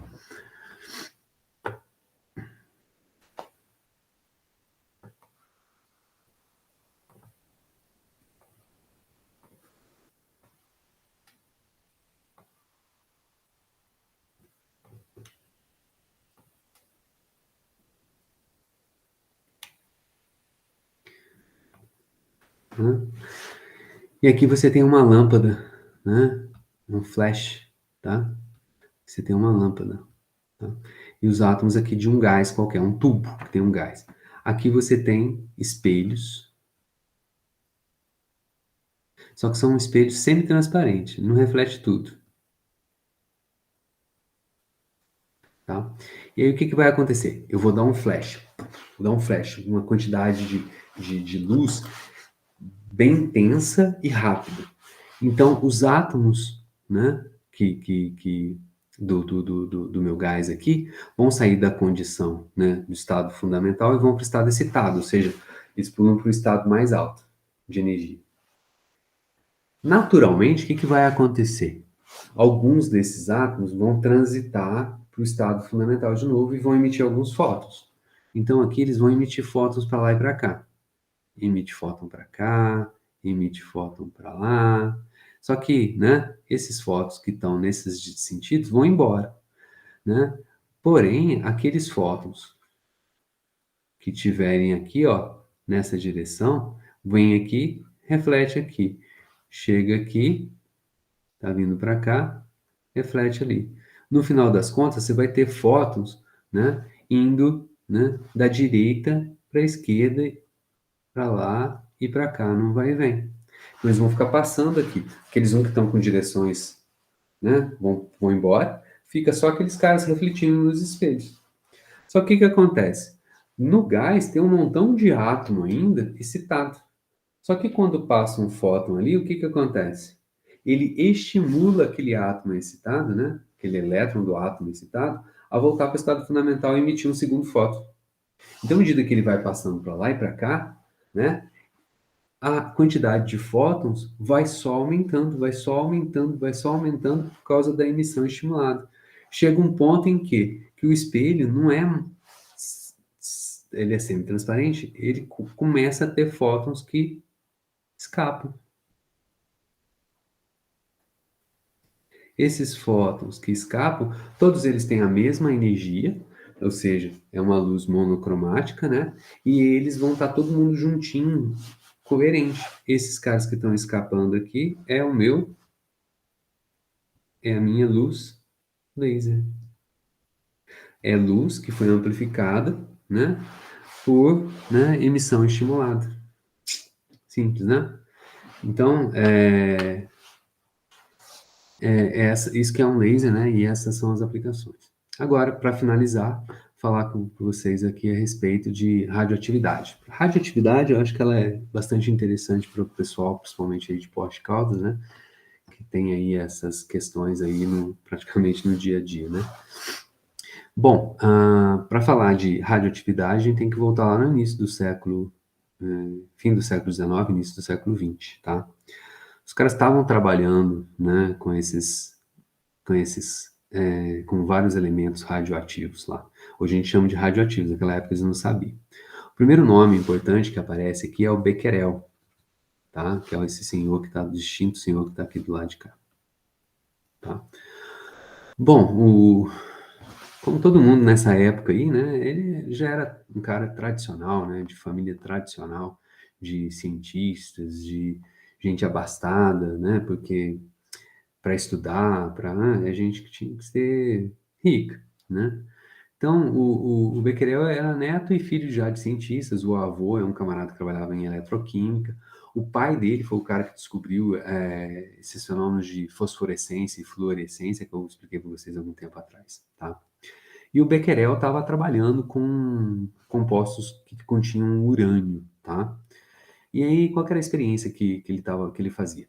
Ele pegava esses compostos que tinham urânio, né, e colocava junto com chapas fotográficas, tá? E aí, o que que acontecia, né? Ele colocava a chapa fotográfica, né, e embalava ela com papel opaco, né? Pegava o composto de urânio, a chapa fotográfica, um do ladinho do outro, e levava lá para o alto do prédio, de onde que ele trabalhava lá, para absorver luz do sol. Aí, depois de um certo tempo ali perto, ele pegava a chapa fotográfica, né, numa sala escura, abria, revelava e via a luz, né, que tinha queimado, né, a chapa fotográfica. Ele via ali os sinais do material que tinha urânio. E ele achava né, que era um tipo de raio-x que estava queimando a chapa fotográfica, que o urânio absorvia a luz do sol, os elétrons do urânio absorviam, né, os fótons da luz solar, transitavam para energias mais altas, né?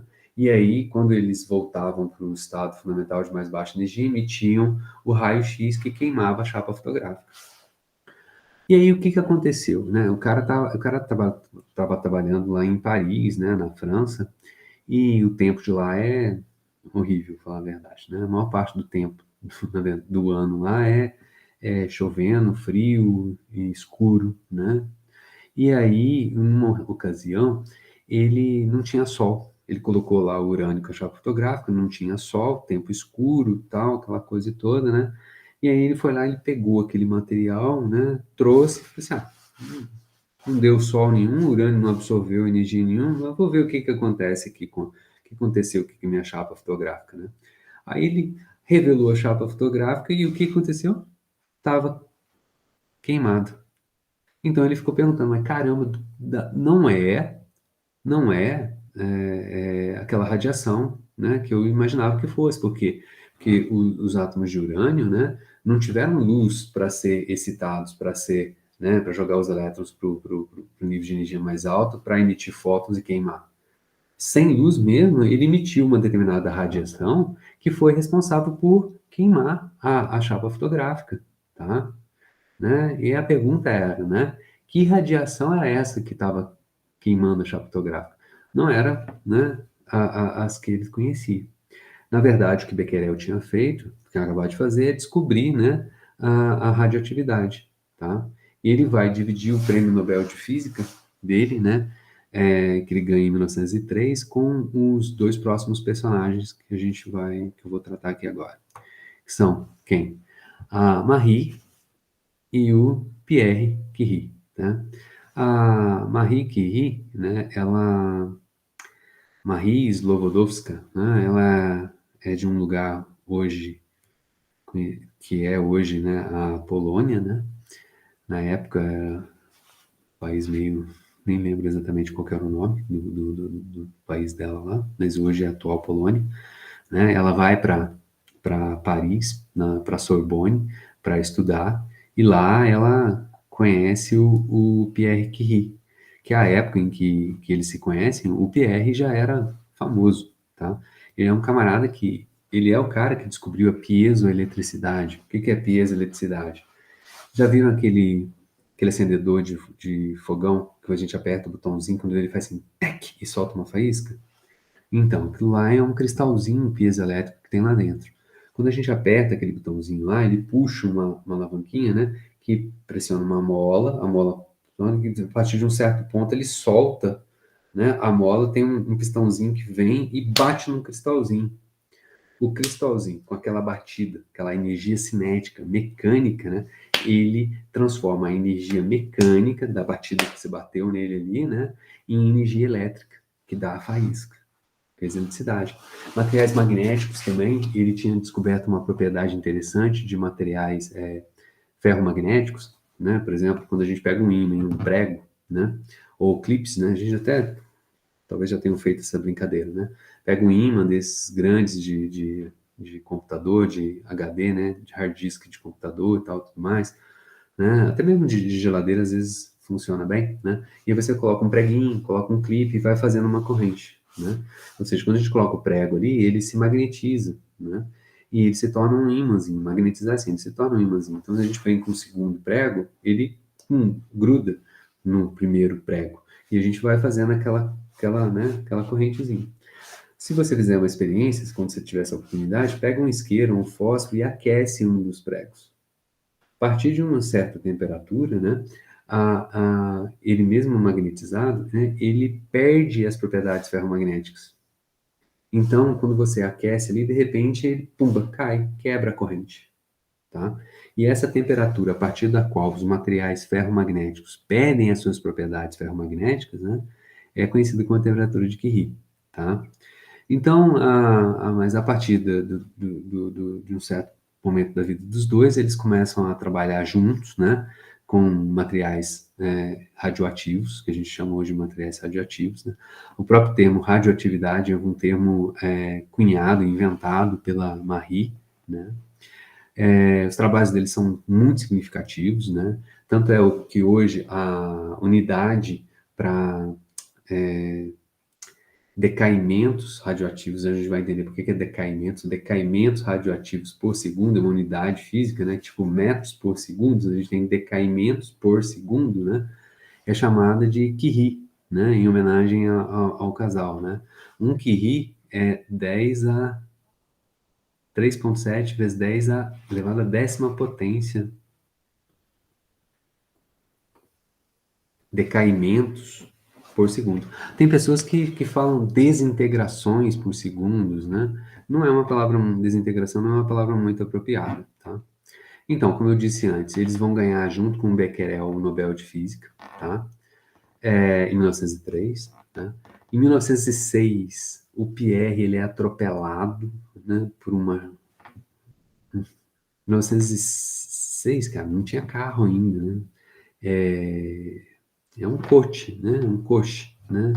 Uma charrete, né? De pessoas, né? Ele é atropelado, morre, tá? 1906. A Marie continua trabalhando, né? E ela vai, no final das contas, ganhar um outro Nobel, em 1911, né? Só que agora é um Nobel de Química, né? Pela descoberta de dois elementos novos, né? O polônio, em homenagem à terra natal dela, e o rádio, né? Que é o que dá o nome para esses materiais, radioatividade, tá? Marie vai morrer em 1974, tá? Muito provavelmente, não se tem muito registro, em função de uma anemia causada, falciforme, né? Causada pela exposição à radioatividade. Qual que é o quarto nome importante nessa história toda? Talvez não mais importante, mas muito significativo. Que é o do Ernest Rutherford. Ele é considerado, o camarada que está aqui do lado, ele é considerado o cara da física nuclear, né? O pai da física nuclear. Ele é o cara que vai mudar o modelo atômico do pudim de passas, né? Para aquele modelo atômico em que a maior parte da massa está numa região diminuta, 100 mil vezes menor do que o próprio tamanho do átomo, né? Que a gente chama de núcleo. E que a carga positiva estava toda nessa região do espaço, né, do átomo. E em volta tinha as cargas elétricas orbitando. Esse é o modelo atômico, né, do Bohr, né, que deriva do trabalho do Rutherford, né? Ele estava mexendo com os núcleos, né? Ah, as partículas, né, os nêutrons vão ser descobertos já na década de 30, né, pelo Chadwick, né, e o nome nêutron para a partícula nuclear, né, quem deu foi o Rutherford, né. Outra coisa importante que a gente usa muito, eu não vou falar aqui para datação, né, lembra aquela história de datação com carbono 14, tal, tudo mais, é de 10, 15, 20 mil anos atrás, tal, né?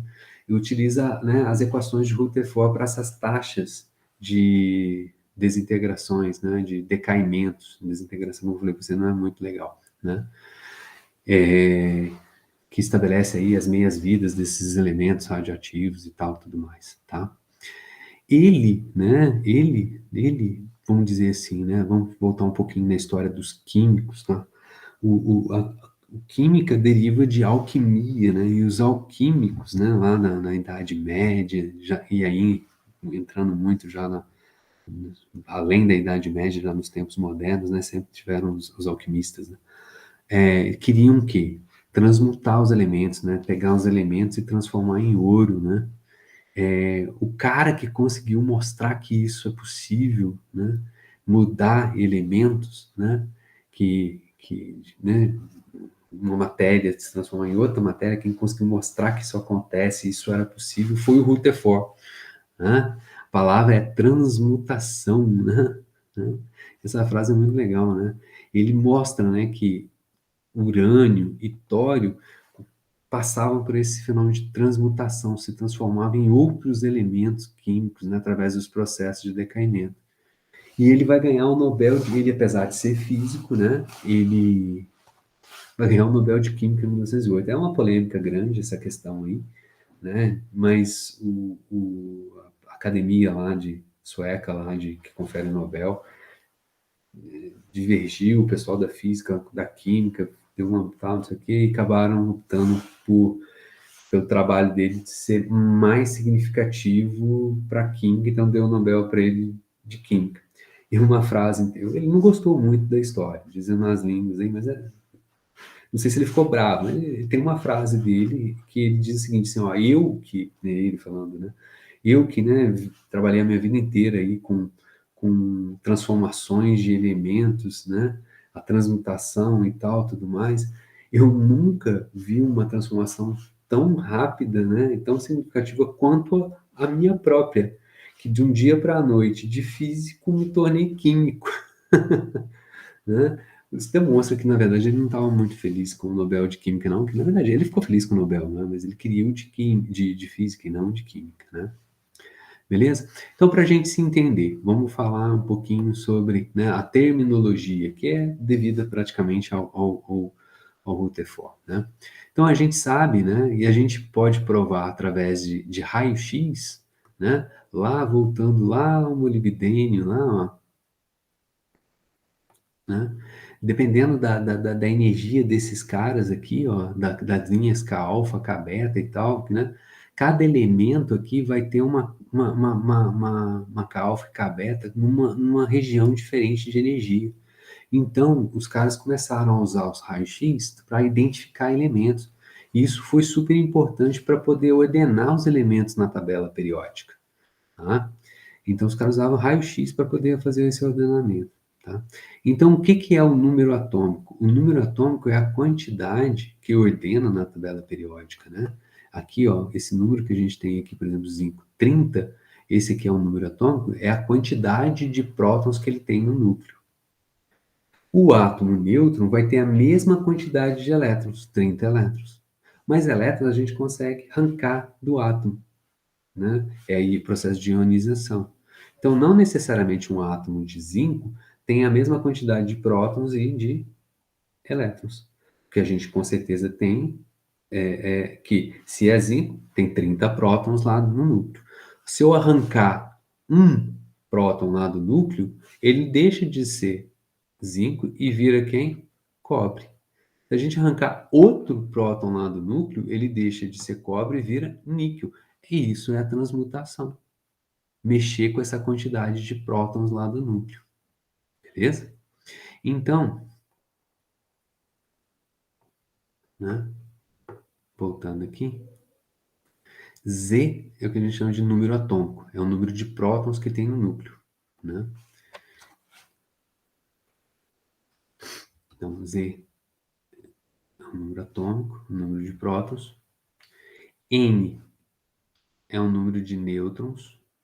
Quantos nêutrons tem lá dentro? A é o número de massa. é o número de nêutrons mais o número de prótons, ou seja, é o Z mais um N, né? Quem está lá no núcleo? Quem está lá no núcleo?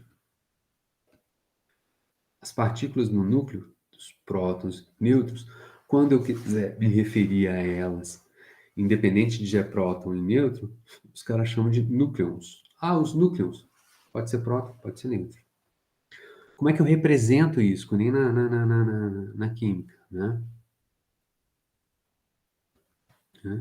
Aqui eu tenho um núcleo, do lado esquerdo em cima o número de massa, do lado esquerdo embaixo eu tenho um número atômico.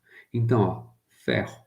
Para ser ferro, tem que ser, né? Tem que ter 26 prótons. Então, o número aqui embaixo é 26. Epa, e 26 é que diz que ele é ferro. Só que ele tem quantos núcleos? 56. Se Z é 26, A é 56, quer dizer que N é 30. Então, ele tem 26 prótons e 30 nêutrons. Beleza? E o que são aqueles benditos que a gente escuta falar? Isótopos. Isótopos, né, são núcleos que têm o mesmo Z, porém tem N diferente. Família aqui do carbono. Então a gente tem carbono. Se é carbono, é tudo 6.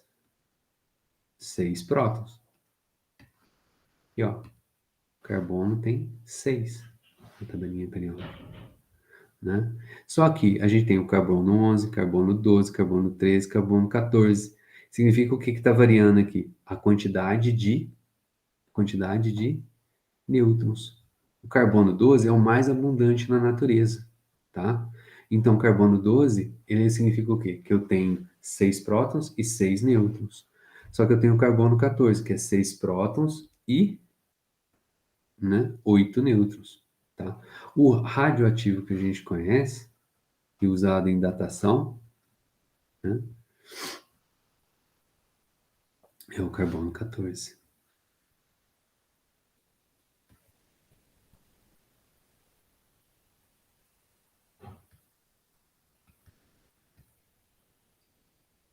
Beleza? Então, vai lá. Então, é só para a gente seguir adiante, tá bom? Agora, nesse momento, antes da gente explicar o que é a radioatividade, eu preciso falar um pouquinho sobre estabilidade do núcleo, né? A estabilidade do núcleo, né, depende, tem a ver com a energia que mantém os prótons e nêutrons juntos lá no núcleo. Essa é a energia de ligação, que eles estão juntos lá, estão ligados, eles estão presos. A palavra que a gente usa é energia de ligação. Quanto maior a energia de ligação, Quanto maior a energia de ligação, mais estável é o núcleo. Mais difícil é de quebrar ele. Mais difícil é de ele se desintegrar. Joia? Como é que a gente calcula a energia de ligação? É aquela relação do Einstein que eu falei para vocês na outra aula. O famoso E igual a mc ao quadrado. Tá? A energia de ligação no núcleo que a gente tem que ver é o seguinte, né? A gente pega a energia de ligação é a massa vezes c ao quadrado. Mas quem que é esse delta M aqui? Delta M que está aqui é, carbono, vamos falar que é o carbono 12? Então ele tem, né? Ele tem quantos prótons? Então ele tem 6 prótons. Então a massa dele é 6 vezes a massa do próton mais 6 vezes a massa dos nêutrons. Então, esse cara que está aqui é a soma das massas dos núcleons. É o que está aqui.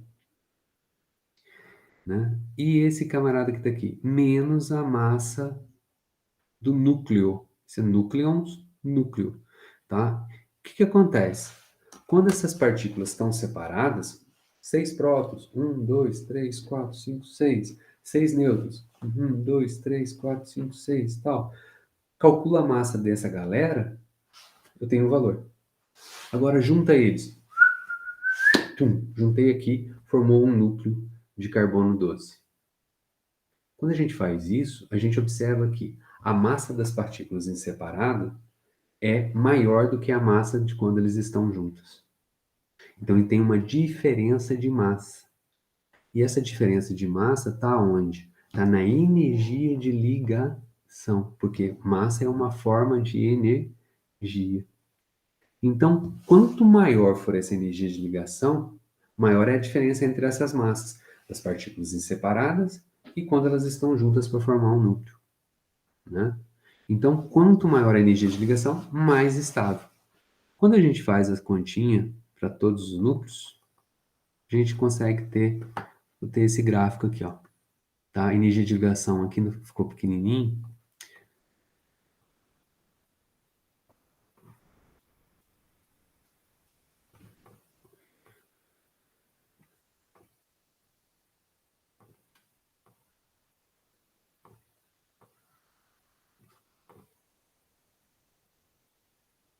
Melhorou, né?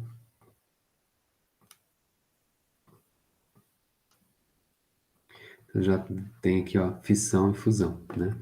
Então aqui, ó, hidrogênio, lítio, hélio aqui em cima, berílio, boro, né? Nitrogênio, carbono tá aqui, neônio, ferro, cloro, e aqui em cima urânio 238, né? O hafnium, disprósio, telúrio, cádmio, molibdênio, né? Arsênio, níquel, ferro, tá aqui no topo aqui, ó.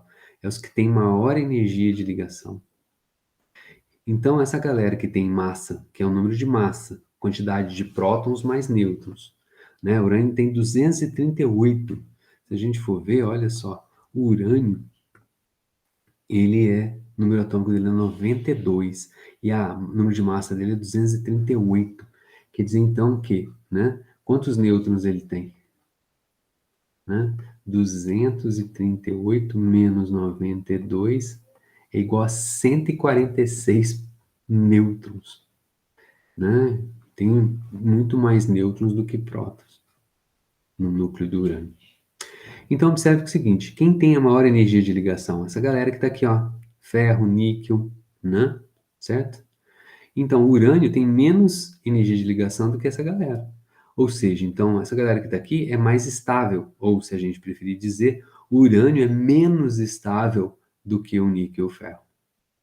Do lado esquerdo, hidrogênio, lítio, hélio, né? Eles têm menos energia de ligação, ou seja, eles são menos estáveis do que o níquel, o ferro e tal, tudo mais, tá? Então, o que que vai acontecer, né? Se eu pegar um núcleo grandão de urânio 238, ele é grandão, porque tem 238 lá, né? Núcleos, e quebrar em dois, tá? O que que acontece? Esses dois núcleos menores do que o urânio, eles vão pular para essa parte de cá, ó. Aonde? Aonde a energia de ligação é maior, ou seja, é mais estável. Então é mais interessante do ponto de vista energético o urânio 238 se quebrar em dois núcleos menores, porque eles vão estar mais fortemente ligados. Da mesma maneira que dois núcleos pequenos aqui, né, eles, né, ficarão mais fortemente ligados se eles se juntarem para formar um núcleo maior.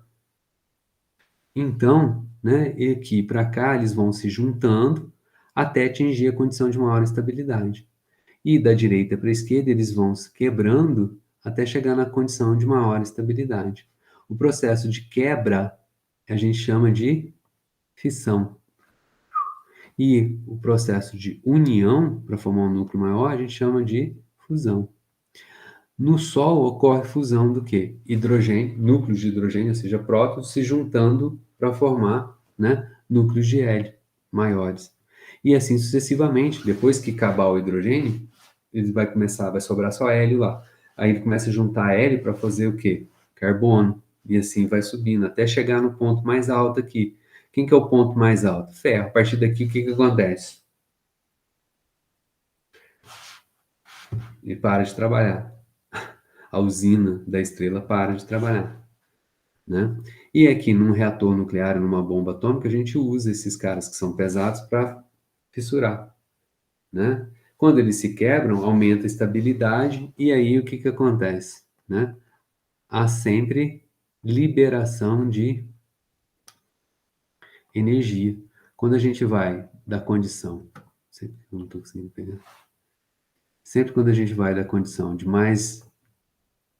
menor estabilidade para a condição de maior estabilidade, a gente libera energia, basicamente na forma de energia cinética, energia de movimento, energia mecânica, que tem a ver com energia térmica.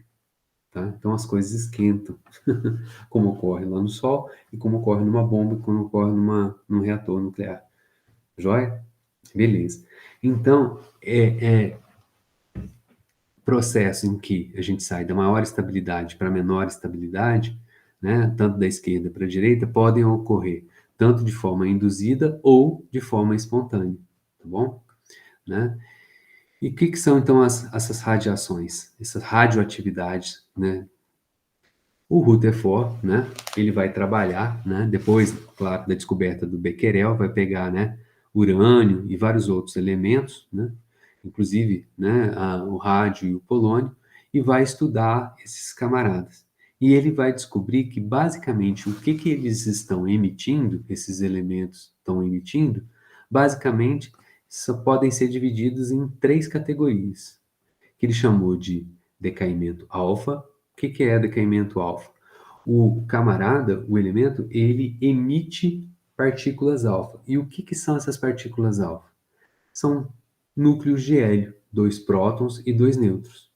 Então é uma partícula, vamos pensar assim, dois prótons e dois nêutrons ali. Tem massa, se comparar com um átomo, é massa, o próton é quem tem massa, né? E o nêutron é que tem massa. Então eles têm uma partícula que tem bastante massa e tem carga, porque os prótons têm carga. Aí ele vai descobrir que tem um chamado decaimento beta. O decaimento beta ele é de duas naturezas. É o beta menos e o beta mais. Né? O que é o decaimento beta? O elemento radioativo ele emite elétrons e a antipartícula do elétron, que são os pósitrons. Tá? Quem está emitindo são os núcleos. Tá? E aí a terceira radiação, né, radioatividade, que esses núcleos emitem, são, né, chamados de gama, que são o quê? Fótons. Só que são fótons de muita alta energia, tá bom? Muito alta energia. Já vou mostrar para vocês o quão alta é isso. Então, pensem aqui comigo, né? Partículas alfas são dois prótons e dois nêutrons, tem duas cargas, né? É, porque cada próton tem uma carga de 1,6 × 10⁻⁹ coulombs. Decaimento beta, as partículas beta, são elétrons, tem uma massa muito pequenininha e tem carga, 1,6 × 10⁻⁹ coulombs e menos 1,6 × 10⁻⁹ coulombs. Mais para beta mais, pósitron, a antipartícula do elétron, e menos 1,6 × 10⁻⁹, né, para o elétron que a gente já conhece. Tem massa bem menor, então, do que as alfa, né? E tem carga a metade, né? Do que as alfa. E o gama? Gama são fótons. Fóton não tem massa, é luz, né? E outra, não tem carga. Que interessante. Tá? Então, o que acontece? Isso ajuda a gente a entender como a gente pode nos proteger dessas radiações, tá? A partícula alfa, pelo fato dela ter massa, ela ser relativamente grande e ter a carga relativamente grande, o dobro das betas, né? Ela interage fácil com os materiais. Então, assim, uma folha de papel laminado, né, ao redor de um elemento radioativo que emite partículas alfa, já protege a gente, ou seja, já blinda. Aí a beta menos tem massa muito menor e a carga é metade. Então, se aquela folha de papel laminado já protegia a gente, né? Agora ela pode deixar de ser papel laminado, metal, entendeu? Ela pode ser uma folha de papel, né? E a folha de papel já protege a gente. A radiação alfa e beta, né? A própria camada de pele morta sobre a nossa pele protege a gente já, porque essa camada de pele morta ela absorve essas partículas, não deixa ela entrar no tecido vivo. E as gama? As gamas são fótons, né? Fóton não tem carga e não tem massa, então ela vai longe. É difícil de blindar ela. E outra, vocês vão ver que eles são fótons que têm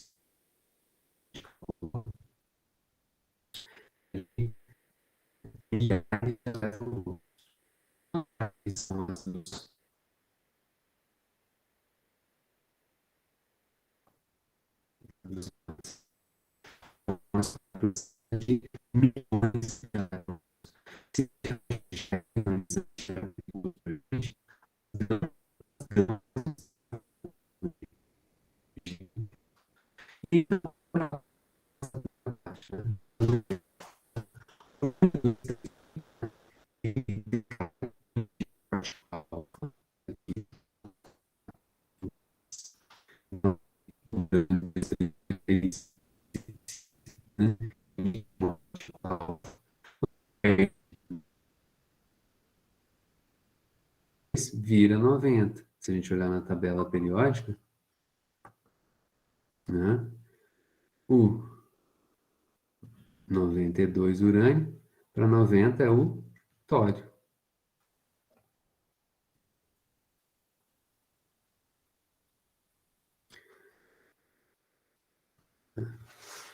E qual que é a energia? Qual que é a energia cinética dessas partículas aí? Né? Quanto de energia ele libera? 4,25 milhões de elétron-volts. Bastante energia, né? Ótimo. Então, essas aqui são os alfa. Agora, os beta, dando um exemplo. Carbono 14, né? Ele desintegra emitindo, então, aqui um elétron. E aí, o que que acontece? Quando ele emite um elétron, ele vira nitrogênio. De 6 aumenta de prótons. E emite aqui também um que a gente chama de neutrino. Não vou falar do neutrino, não, tá? Mas, né, o nitrogênio, ele por sua vez, ele decai emitindo agora uma partícula beta+, um pósitron, né? E aí ele de 7 vira 6, ou seja, de 7 do nitrogênio ele volta a ser um carbono, carbono 12. Mas o que que acontece que está aqui? No primeiro decaimento, no beta-, a gente tem um nêutron, né, transformando no próton mais um elétron mais um neutrino. Enquanto que na decaimento beta+, o próton transforma num nêutron mais um elétron positivo, ou seja, o pósitron mais um neutrino. O que está acontecendo? Como que um nêutron transforma num próton e emite um elétron, ou um próton transforma num nêutron e emite um pósitron? Isso aí já é física, né, a que vai além, né, do próprio átomo. Você já deve ter ouvido falar de que existem partículas menores do que prótons, nêutrons e elétrons, né? Na verdade, tem um universo muito grande debaixo disso aí. O que é importante a gente entender aqui quando se fala de prótons e nêutrons, né, é que, na verdade, eles são formados por quarks, né, por 3 quarks diferentes. Tá? E o que está acontecendo nessas reações aqui, né? O que está acontecendo nessas reações é que esses quarks estão se rearranjando, né? De tal maneira que estão formando prótons e nêutrons e emitindo, né? As minhas radiações, né? Que são, na verdade, né? Um elétron que a gente já conhece e a antipartícula do elétron, que é o pósitron.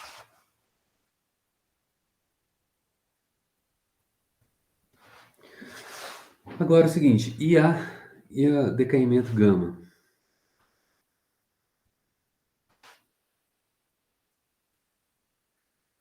Gama é o seguinte, as partículas que estão lá dentro do núcleo, próton e nêutron, né, elas também têm energia. Elas têm energia cinética lá, até mesmo da própria interação entre elas, que seria uma interação, então, portanto, uma energia potencial, vamos dizer assim, né? E quando a gente confina partículas, como eu falei para vocês, confinadas na aula passada, né? Elas não podem ter mais qualquer tipo de energia. Por quê? Porque a onda dessa partícula, do próton e do nêutron, entendeu? Está presa. São os modos normais de vibração. Então, dentro do núcleo, os prótons e nêutrons também têm níveis de energias mais discretos, tá? Então, o que que é o decaimento beta, né? Desculpe, o gama. Aqui tem um exemplo, né? Que é o boro, né? Ele decai né, por decaimento beta, emitindo um elétron, né, virando um carbono 12. Só que essa estrelinha aqui diz o seguinte, que os prótons e nêutrons do carbono estão num estado de energia alto, excitado.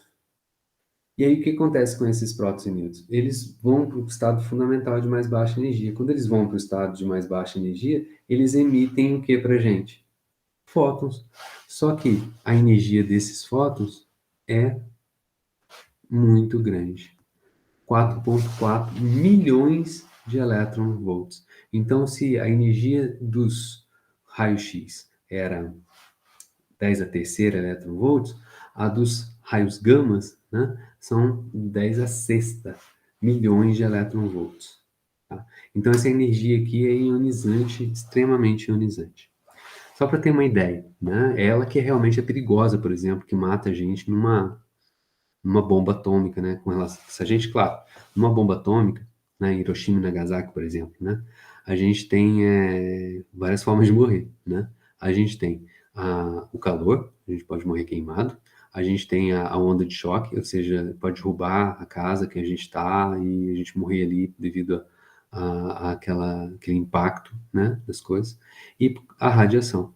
Só que a radiação que mata a gente são os gamas, porque a bomba é detonada, né, no alto, né? Então, vai emitir ali partículas alfa, beta e gama. As alfa e a beta, como elas têm massa e têm carga, elas interagem com a própria atmosfera, né, com o ar, né? E aí elas são absorvidas por ele. Não chega para a gente que está aqui no solo.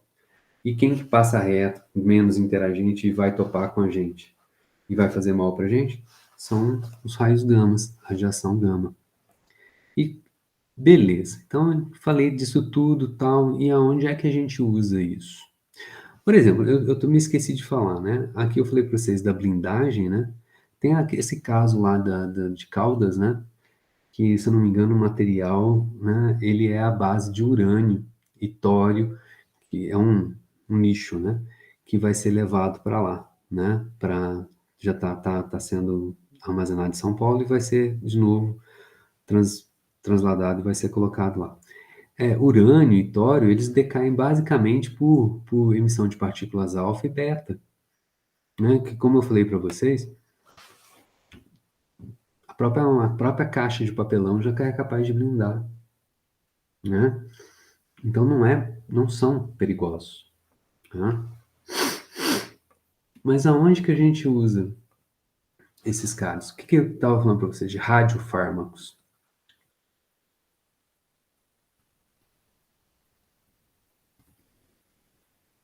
Radiofármacos, ele é utilizado no diagnóstico